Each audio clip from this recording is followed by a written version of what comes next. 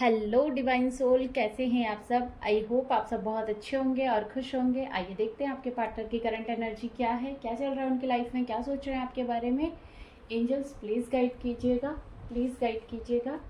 क्या सोच रहे हैं इनके पर्सन इस रिलेशनशिप के बारे में।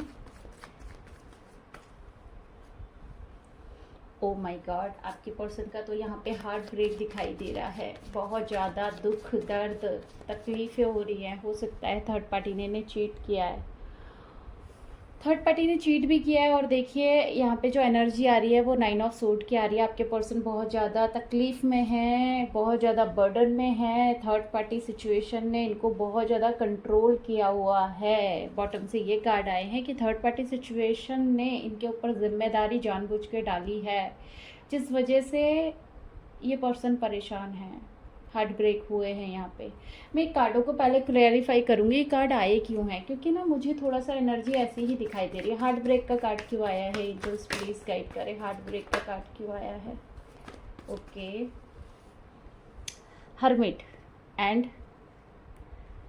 Night of vents. देखिए आपके पर्सन जो हैं या तो वो बहुत ज़्यादा फ्लर्टी नेचर के होंगे या इस रिलेशनशिप को उन्होंने बिल्कुल भी इम्पोर्टेंट नहीं दी होगी।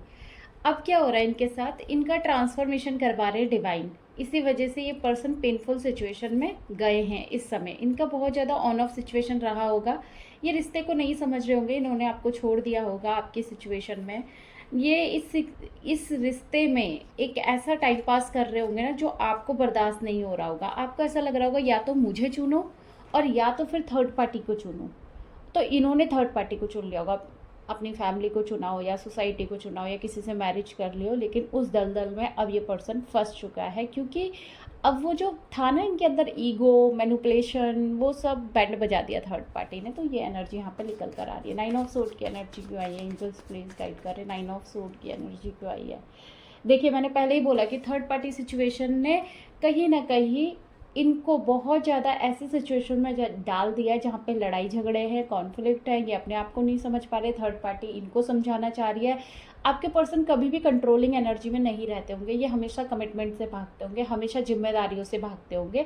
और वही जिम्मेदारी जब इनके सर पर डाली जा रही है तो थर्ड पार्टी से भी फाइट कर रहे हैं कि मुझे ये जिम्मेदारी नहीं चाहिए। अब देख लेते हैं यहाँ पर 10 ऑफ वैंड्स का कार्ड क्यों आया, एंजल्स प्लीज गाइड करें। 10 ऑफ वैंड्स का कार्ड क्यों आया। यस, देखिए दोनों एनर्जी मिक्स मैच कर गई ना, तभी मैंने कहा कि कार्डों को क्लैरिफाई करते हैं आखिर एनर्जी क्या है। और यही एनर्जी है कि आपके पर्सन पे जब जिम्मेदारी डाली जा रही है ना दूसरों की, तो ये पर्सन तड़प रहे हैं, चिल्ला रहे हैं, रो रहे हैं, इनको वो एंजाइटी बर्दाश्त नहीं हो रही है। थर्ड पार्टी का कार्ड क्यों आया है यहाँ पर। Oh my God, third party तो बहुत इगोइस्टिक नेचर की है और थर्ड पार्टी ने इनकी लंका लगाई पड़ी है। इस समय बहुत ज़्यादा वाट लगी है आपके पर्सन की। थर्ड पार्टी इनको स्ट्रांगली कंट्रोल कर रही है। थर्ड पार्टी चाहती है कि ये पर्सन बिल्कुल इनके कंट्रोल में रहे और थर्ड पार्टी चाहती है कि इधर उधर ना देखे। ये पर्सन भागते होंगे अपनी आसपास की जिम्मेदारियों से भी।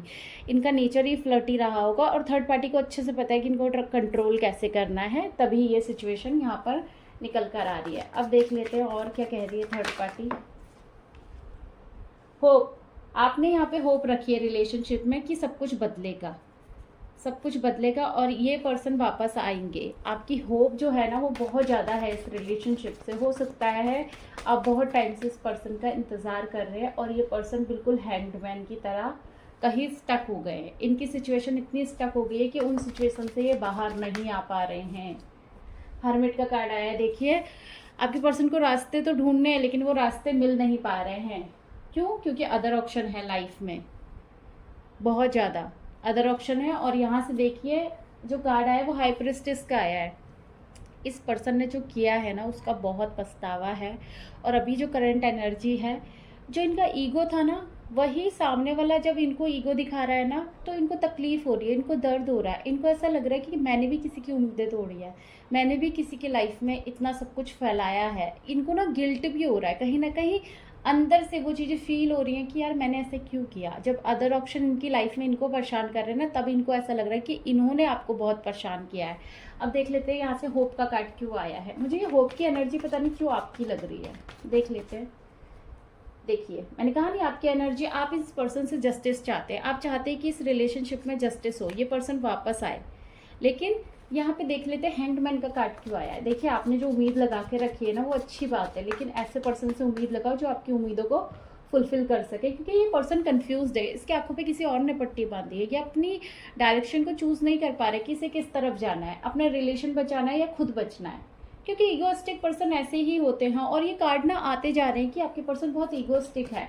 हरमिट का कार्ड क्यों आया है, हरमिट का कार्ड क्यों आया, एंजल्स प्लीज गाइड करें, हरमिट का कार्ड क्यों आया है। ये देखिए हरमिट का कार्ड ही इसीलिए आया है क्योंकि आपके पर्सन ना बहुत ज़्यादा बर्डन वाली एनर्जी में, ये अपनी सिचुएशन को नहीं समझ पा रहे, और यही करंट एनर्जी है कि इनके ऊपर जब जिम्मेदारी डाली जा रही है तो ये तड़प रहे, ये बेचैन हो रहे, ये कमिटमेंट नहीं देना चाहते थे ना पास्ट में आपको, तो वही कमिटमेंट ना थर्ड पार्टी इनको दे रही है कि लो संभालो, तुम वहाँ से भाग कर आए ना, यहाँ कर्मा झेलो, तो वही चीज़ें हो रही हैं। अदर ऑप्शन का कार्ड क्यों आया है, एंजल्स प्लीज गाइड करिए, अदर ऑप्शन का कार्ड क्यों आया है। अदर ऑप्शन का कार्ड इसीलिए आया है क्योंकि देखिए जो सामने वाली पार्टी है चाहे वो कोई भी हो, लेकिन वहाँ पे आपके पर्सन को बैलेंस क्रिएट करना ही पड़ेगा। और देख लेते हैं हाई प्रिस्टेस का कार्ड क्यों आया है, third party situation. High priestess का कार्ड दिखा रहा है थर्ड पार्टी सिचुएशन। यस, आपके रिलेशन में थर्ड पार्टी सिचुएशन है और थर्ड पार्टी सिचुएशन नहीं चाह रही कि आपके पर्सन बढ़े। यहाँ पे सारे ही कार्ड बहुत ज़्यादा निगेटिव हैं। आपके पर्सन की एनर्जी में ईगोस्टिक नेचर दिखाई दे रहा है, और यहाँ से आपके लिए होप का और जस्टिस का कार्ड आया है। अगर जस्टिस देना आप खुद को दो, यहाँ से दर्द का कार्ड आया, वहाँ से हाई प्रिस्टेस का कार्ड आया, मेजर अरकाना ज़्यादा आए हैं। तो यहाँ पे रीडिंग जो कह रही है वो यही कह रही है कि अपने ऊपर ग्रोथ करें। इस पर्सन का इंतज़ार करके तो आप फंस ही जाएंगे। एक बार और देख लेते हैं करंट एनर्जी और क्या कहना चाहते हैं एंजल्स आपको, मोनोलॉजी से देखेंगे क्या है। और करंट एनर्जी फ्लर्टी भी हो सकते हैं किसी किसी के पर्सन यहाँ किसी के लिए, जिन्होंने धोखा दिया हो, चीट किया हो। देखिए अपने आप को टाइम दे सबसे पहले। अगर आप किसी और को देते जा रहे हैं ना और आपके पास कुछ नहीं है तो ऐसा ना करें। अपने पर्सनल इशू को रिलीज़ करें। यहाँ से भी यही करंट एनर्जी आ रही है, अपने पर्सनल इशू को रिलीज़ करें, अपने आप से प्यार करें एंड इस पर्सन को अभी के लिए लेट गो कर दें। और देख लेते हैं क्या current energy angels please guide करें। हाँ, जो भी मतलब आप चाह रहे हैं या जो भी आप मांग रहे हैं या जो भी आप करना चाहते हैं उसे शिद्दत से करें। बाकी चीज़ों को यहाँ पे रिलीज़ करने का टाइम है। बैलेंस करें अपनी प्रैक्टिकल लाइफ में और स्पिरिचुअल लाइफ में। अगर आप बैलेंस नहीं कर पा रहे हैं ना 5D और 3D में, तो आपके DM एनर्जी और DF एनर्जी बैलेंस नहीं होंगे और आपका यूनियन डिले हो जाएगा। और देखिए चीज़ों को ना अपने हिसाब से देना स्टार्ट करें और बिलीव करना स्टार्ट करें कि सब कुछ पॉसिबल है। ऐसा कुछ भी नहीं है जो पॉसिबल नहीं है। और चीज़ों को ना अपने तरीके से जीना स्टार्ट करें। आज तक जो भी आपने दूसरों को सिचुएशन दे के रखी थी या दूसरों को ही इम्पोर्टेंस दे रहे थे तो वो मत दें। अपनी चीज़ों को अपने हाथों से बैलेंस करना सीखें। आज नहीं सीखेंगे, कल नहीं सीखेंगे, कब सीखेंगे? और आपको आंसर मिलेंगे। देखिए हर्मिट का कार्ड ट्रांसफॉर्मेशन को दिखाता है, और जब तक आपके पर्सन आपकी रिस्पॉन्सिबिलिटी नहीं लेंगे, दूसरों की रिस्पॉन्सिबिलिटी लेके बैठेंगे, चाहे वो फिर उनका परिवार हो, उनकी थर्ड पार्टी हो या उनका वर्क हो, तो आप वहाँ पे थर्ड पार्टी कहलाएंगे, क्योंकि वो तो खुश है ना उन चीज़ों में। तो आप क्या कर रहे हैं? अगर ये पर्सन इतने दर्द में भी वहाँ रहकर खुश है, आपकी तरफ नहीं बढ़ रहा है, आपको जस्टिस नहीं देना चाह रहे हैं या आपकी रिस्पॉन्सिबिलिटी को नहीं समझ रहे, तो आपको सोचना चाहिए कि मैं अपनी लाइफ में कैसे बैलेंस करूँ, क्योंकि ये इंटरटेन तो उन्हीं लोगों को कर रहे हैं ना, आपके बारे में सोच ही कहाँ रहे।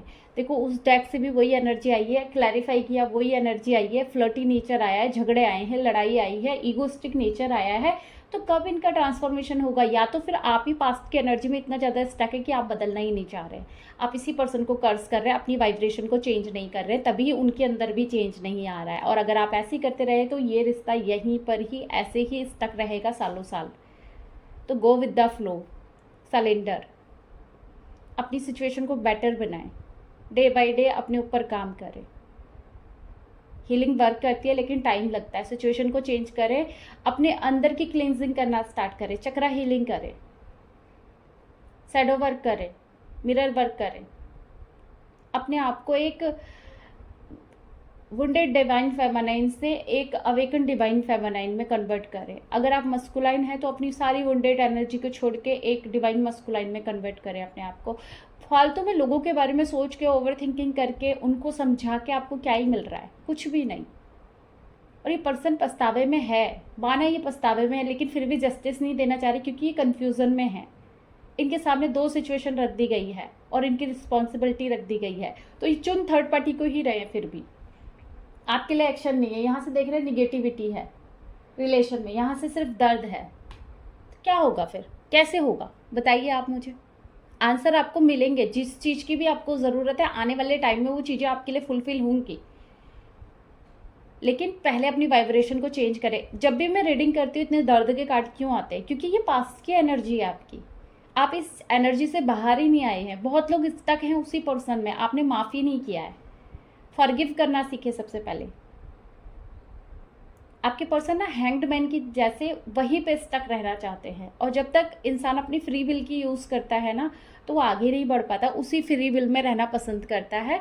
तो आप ऐसे पर्सन का इंतज़ार ही क्यों कर रहे हैं, आप गो विद द फ्लो में चले ना, आप जाने दें, जो भी हो रहा है होने दें। हार्ट ब्रेक हो रहा है या इनको थर्ड पार्टी सिखा रही है, ये इनका कर्मा है, ये ही रिजॉल्व करेंगे, आपका उसमें कुछ भी लेना देना नहीं है। आप छोड़ दें, वो क्यों गए हैं, क्या हो रहा है उनके साथ, ये आपकी जिम्मेदारी है ही नहीं। आपको शॉल चौक दिया गया है, आप इनर वर्क करें, हीलिंग करें, आगे बढ़े, अपने माइंड को शांत करें। जो ओवर थिंकिंग हो रही है, जो बार बार इस पर्सन की तरफ आप क्रेव कर रहे हो, इनका कॉल आ जाए, इनका मैसेज आ जाए, इनकी माफ़ी आ जाए, इनकी तरफ से जस्टिस आ जाए, तो सब कुछ अपने आप को देना स्टार्ट करें। आप परेशान ना हो, कोई कितना भी गलत करके जाए, डिवाइन को सरेंडर करें, वो जस्टिस करने वाले हैं। आई होप आपसे रीडिंग रेजोनेट की होगी। अगर रेजोनेट किया प्लीज़ चैनल को सब्सक्राइब करें, वीडियो को लाइक करें। मिलते हैं अगली रीडिंग में। Bye bye, God bless you all, thank you so much.